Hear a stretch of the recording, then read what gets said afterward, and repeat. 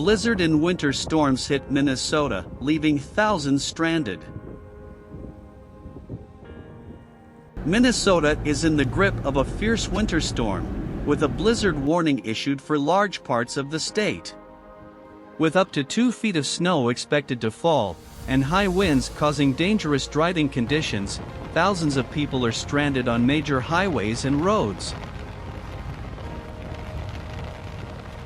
Many motorists have been trapped in their cars overnight, waiting for rescue crews to clear the roads.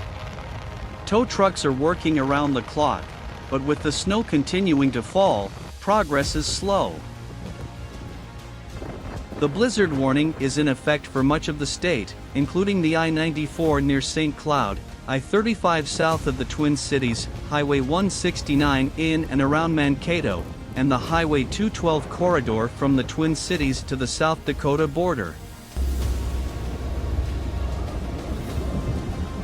Despite the efforts of rescue crews and snowplows, the situation in Minnesota remains critical.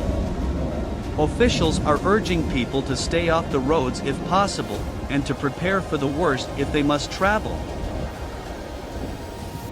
Stay safe.